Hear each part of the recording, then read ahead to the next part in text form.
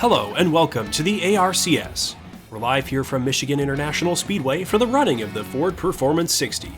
After Armando O'Reilly claimed his first career victory at Twin Ring Motegi, we now arrive here in Michigan to decide who can claim victory and secure their spot in the ARCS playoffs with only 5 regular season races remaining. Now let's take a look at your top 10 qualifiers in the field. Starting on the pole, Joshua Harrison. In second, Jacob Bradley. In third, John Hendricks. In fourth, Matthew Bussey Sr. In fifth, Jack Porter. In sixth, Eddie Carlson. In seventh, Richard Morphy. In eighth, Benedict Schumacher. In ninth, Ryan Hubbs. And rounding out your top 10, David Long. Let's take a look at the rest of the competitors in the field and get right into the action here at Michigan.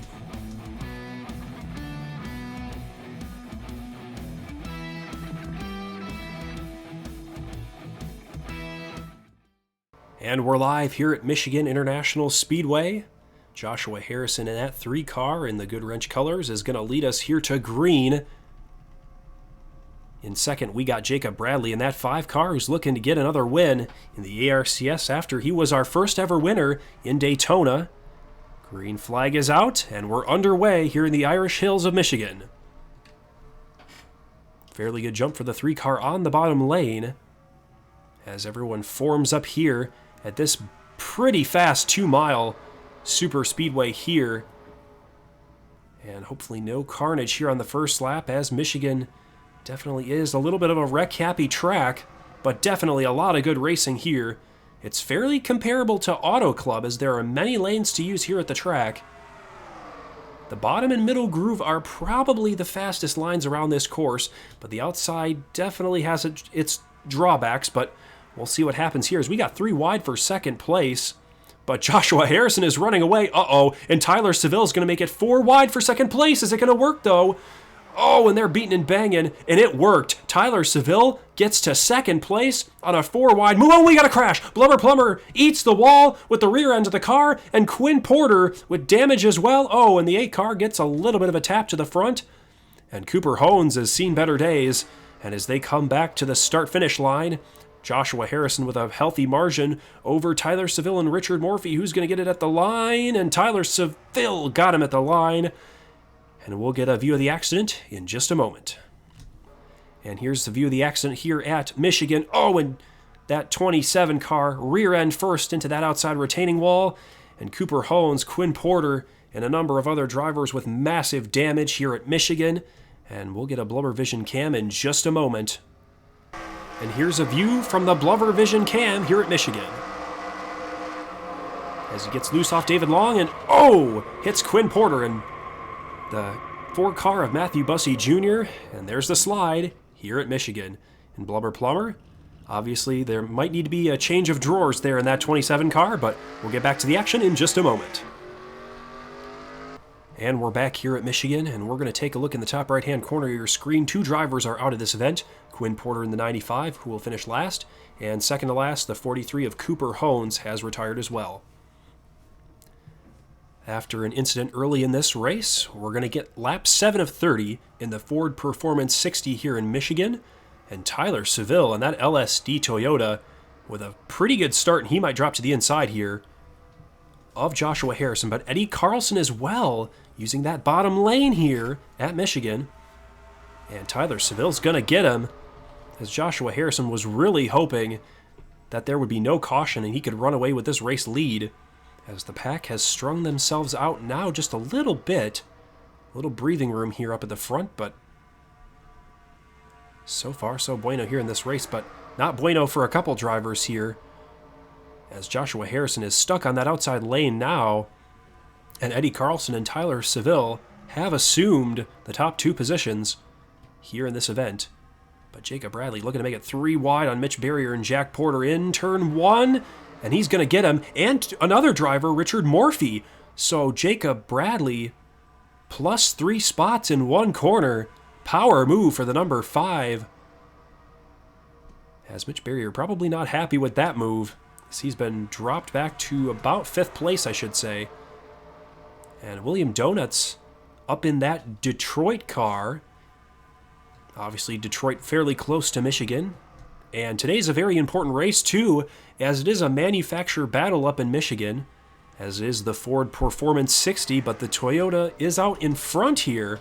So definitely the Ford drivers trying to make moves to get up to the front in their home race here in Michigan. And the top Ford performer here in today's race is Mitch Barrier in the Cheez-It machine.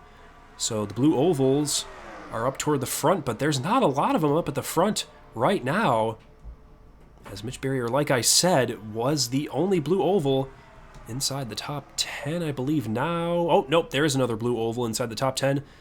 Jack Porter and Richard Morphy, who are both in Ford vehicles, so that's good. But Tyler Seville out front with a fairly commanding lead over Eddie Carlson at Michigan.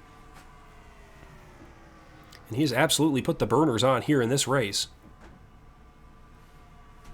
as the rest of the field is trying to draft up to Tyler Seville and maybe form a draft train to bring the rest of this field closer.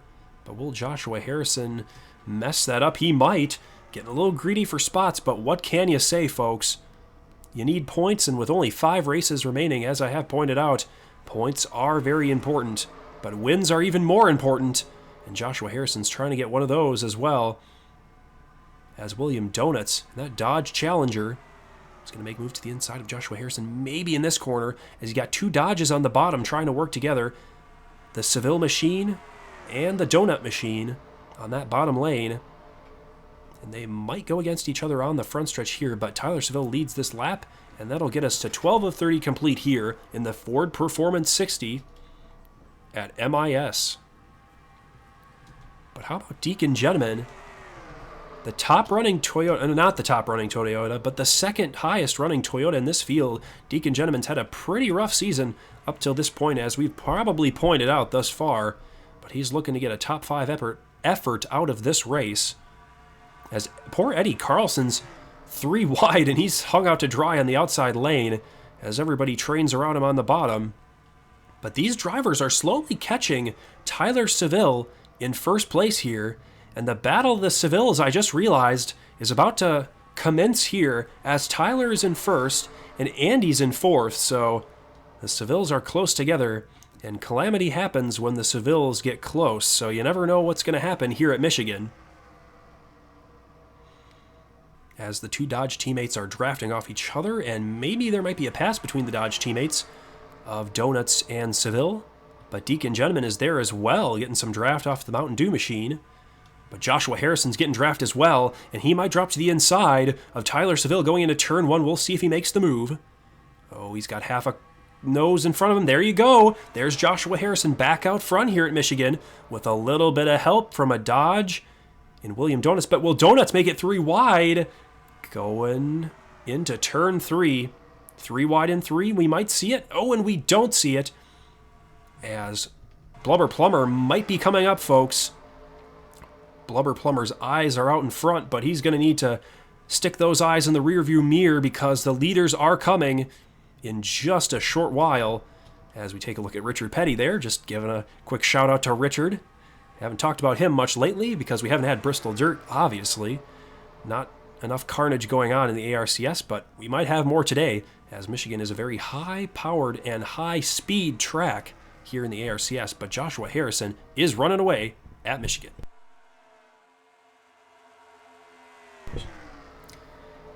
And another announcement, just as I was speaking of Richard Petty, we will be having an all-star race in the ARCS, believe it or not, at none other than Bristol Dirt. So a surprise announcement here.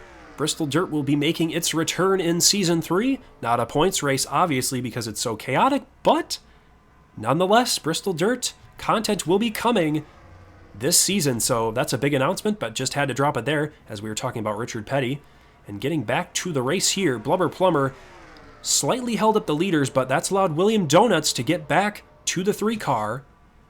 And just some clarification, the All-Star race will be held after race 15 at Talladega, so there will be a break between the regular season and the playoffs here in the ARCS. So, and we'll get more information as we get closer, but just dropping a little bit of announcement there for fans of the Bristol Dirt race.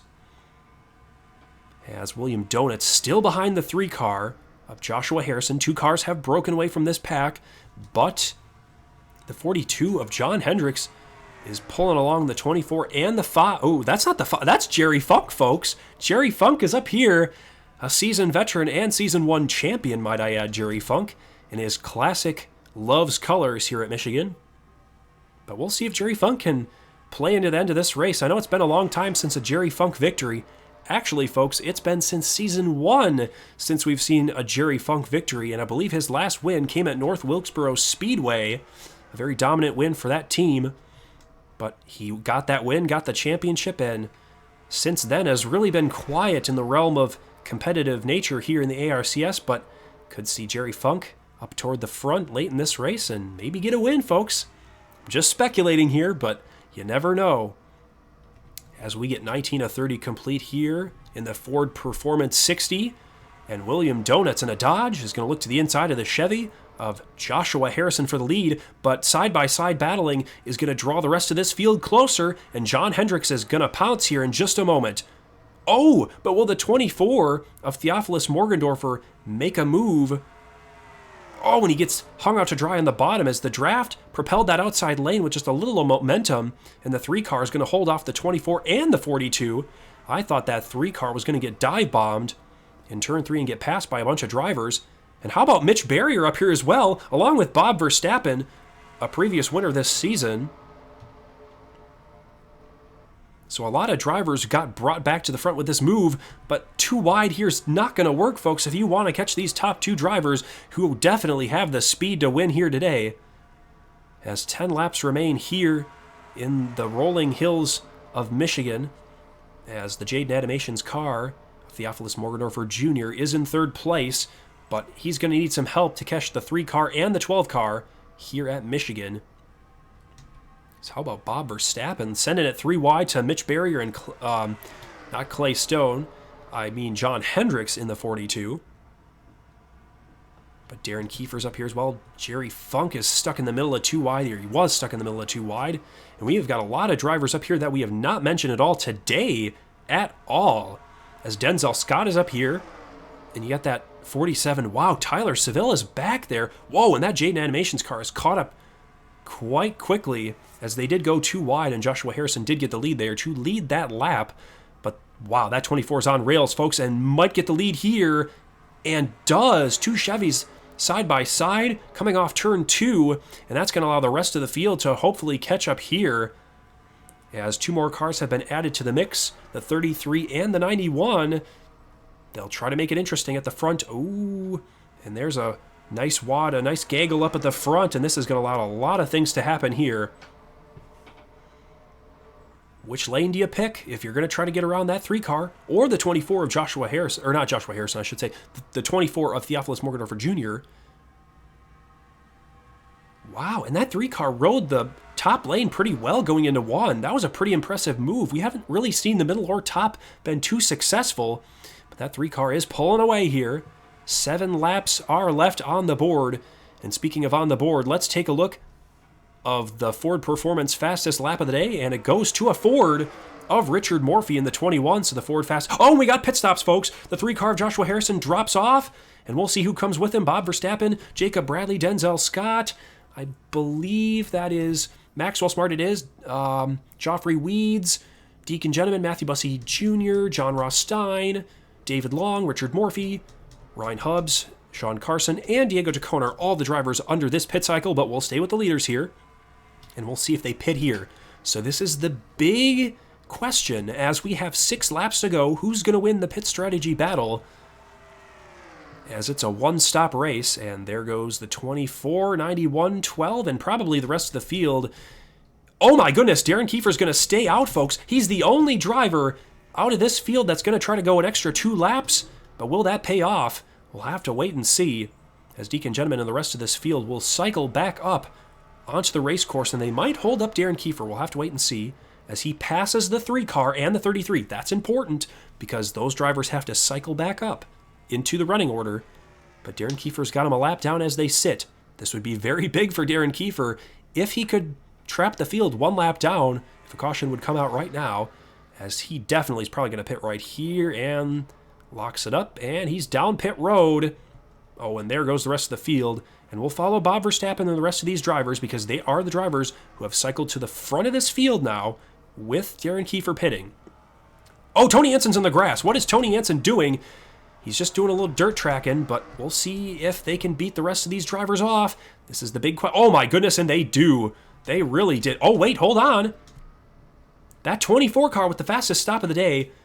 And I want to check the lights because I don't know if I saw things or maybe I did. Yep, there's a caution. I wasn't seeing things, and there's a caution, and this throws a monkey wrench into pretty much everything at this event.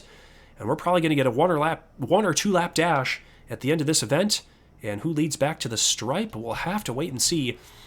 The scoring pylon says Darren Kiefer, but the 24 was your leader, so we'll have to wait and see. Maybe Darren Kiefer might have just lucked out in the most brilliant way possible, but I don't think so, as they pass the pace car and probably are going to get back to the stripe here. And we'll just make sure and see here. Don't want to leave everyone hanging on a cliffhanger here at Michigan, and the 24 likely will be your leader, but we'll just make sure. And the 24 is the leader here at Michigan, and we'll get back to the action in just a moment. Barring an overtime attempt, we'll have to wait and see, though. And this is a replay of the accident here as Benedict Schumacher gets clipped by Robbie Margot and sent up into the race course. Oh, and Deacon Gentleman clips Benedict. Benedict slides down the track. Oh, Diego Tacone hits the rear end. And oh, Matthew Bussey Sr. with an even more hellacious hit. And that's the accident as a couple more cars try to slide on through. But I think that's all that were involved. And Deacon Gentleman obviously with a little bit of front damage, but as we'll try and see, and that's the smoking car of Deacon Gentleman with such a good run today, but that's going to come to an end. And we'll see if we get overtime here in this event, which is probably likely. And we're back here at Michigan International Speedway. And folks, from the look of things here, as you can tell, this is not a restart. This is an overtime attempt here at Michigan, so we're going to see if these competitors can make it 2 laps without crashing and making it to the checkered flag. But on the pole here for the overtime attempt, I should say, is the 24 of Theophilus Morgendorfer Jr., and to his outside is the 91 of Mitch Barrier, and behind the 24 is Ryan Just. And speaking of Ryan Just recently at Twin Ring Motegi, Ryan Just ran out of gas being the leader, so he's looking for redemption here today. And here we go, overtime attempt. And so far, so good into turn 1. They're drawn fairly even here. Nobody's broken away quite yet. Is Ryan Just in the 72 giving a good hearty push to the 24, but the 72 drops below. Wow, that 72 is squirrely. That 33 is right on his back bumper. As they're coming off of turn 4, they're looking for the white flag before the caution flag comes out. If the caution flag comes out, the next flag ends the race. 3 wide, folks, for the final lap here at Michigan. Bob Verstappen, did he lead that lap? No, he didn't. It was the 24, but Bob Verstappen leads now. Maxwell Smart right behind him. Will Bob Verstappen be able to hold off Maxwell Smart? Only 2 sets of corners left. Bob Verstappen, he's looking to get his second win on the year. He's only got turn 3 and 4 left. Bob Verstappen in 3. He's good. Coming out of 4. Will he be okay? I don't think it's going to be enough for Maxwell Smart coming to the start-finish line. And Bob Verstappen wins in overtime at Michigan International Speedway. Congratulations. And a Chevrolet wins in the Ford Performance 60 here. And Bob Verstappen was the top finishing rookie here today. And we take a look back here as John Rothstein got 4th place, and in 3rd, the 8 car of, I believe, Ricky Quinn. Yes, Ricky Quinn. So we'll get to the running order in just a moment, but again, congratulations to Bob Verstappen on his 2nd win of the year. And we're back from overtime here at Michigan with Bob Verstappen coming out of left field and taking the win away here at Michigan. In 2nd, Maxwell Smart, just coming up short here today. In 3rd, Ricky Quinn with a silent but sneaky run. In 4th, John Rothstein. In 5th, Ryan Just. In 6th, the top finishing Ford of the day in the Ford Performance 60, Cassidy Reynolds. In 7th, Chris Hergerson. In 8th, Joshua Harrison. In 9th, who led to the start of this overtime, Theophilus Morgendorfer Jr., it barely hangs on to a top 10. And rounding out your top 10, Denzel Scott. Let's look at the rest of the competitors, and obviously nobody out in this overtime attempt, but there were a couple cars that were off the pace. But next weekend, folks, we go to another road course and Road America. So not too far of a journey from Michigan, but hope to see you there at Road America, folks. And sayonara from Michigan.